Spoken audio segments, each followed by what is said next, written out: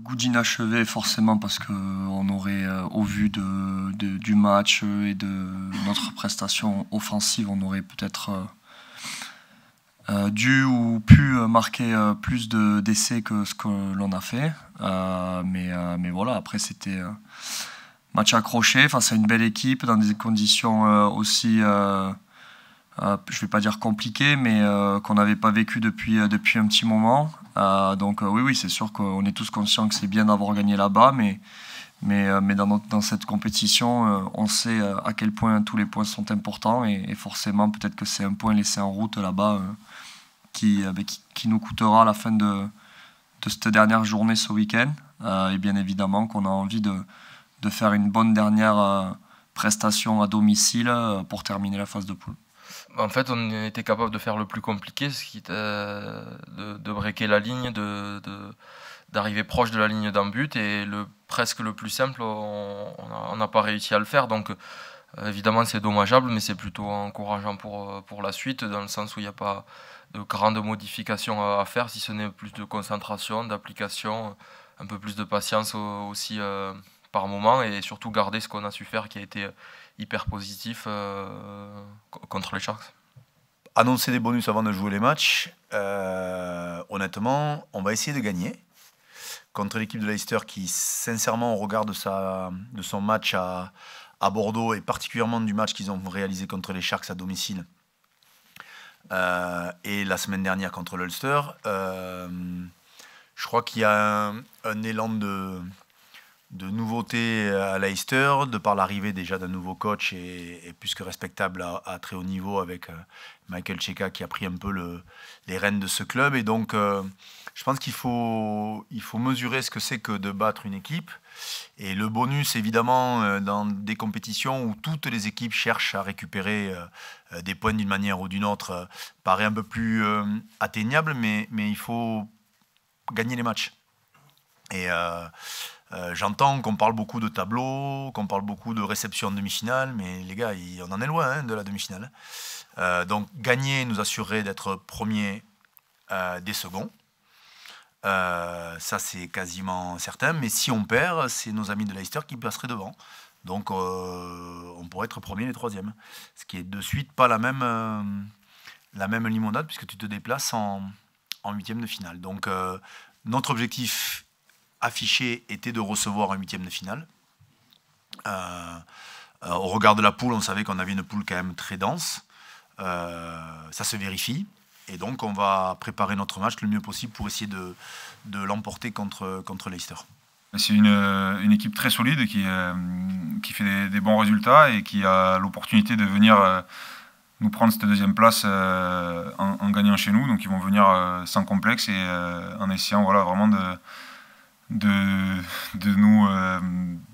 nous empêcher de gagner, et une deuxième place pour eux dans ce groupe-là, ça serait l'idéal. Donc forcément, ça va être un match très engagé et on est préparé à ça. Là, je pense qu'en termes d'état d'esprit, il y a un jeu peut-être un peu plus global ou en tout cas orienté sur un jeu plus total. Leicester a longtemps été loué par la force de ses avants et la rusticité de sa défense.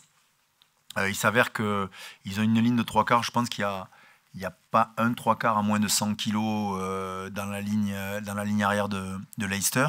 C'est peut-être une des équipes les plus puissantes et une des équipes les plus dangereuses sur le jeu aérien, symbolisé par leur arrière ou ailier selon les rencontres, mais Stewart est quand même incroyable sur ce secteur de jeu-là et peut-être un des meilleurs au monde dans cet exercice. Donc nous, on s'attend évidemment à ça, mais aussi ce qu'ils ont mis un peu plus ces derniers temps, et notamment sur les matchs de Champions Cup, c'est un volume de jeu assez important, avec une capacité à marquer. C'est une des équipes les plus efficaces dans les zones de marque, dans les 20 derniers mètres du championnat anglais et de la Champions Cup. Donc si vous avez bien regardé le match contre Bordeaux, ils sont menés 21-7 et ils sont en mesure de marquer, ils prennent un contre et le match se transforme à ce moment-là. Il est bien plus tendu que ce que le score annonce à la fin. Après, ils ont mis une grosse rouste à l'Ulster et aux Sharks. Donc C'est un gros match de deux équipes qui depuis des années sont voilà, leaders dans leur championnat respectif. Donc nous, on s'attend à vraiment un gros combat. Et j'espère qu'on sera en mesure de pouvoir faire valoir un rugby un peu plus efficace que ce que l'on a montré ces dernières semaines. Oui, ben déjà, comme vous le dites, c'est une très belle équipe avec une très belle ligne de trois quarts dans l'ensemble. Et si on se focalise sur le triangle arrière avec des joueurs qui sont pour la plupart aussi internationaux, donc ça va être un bon défi pour nous.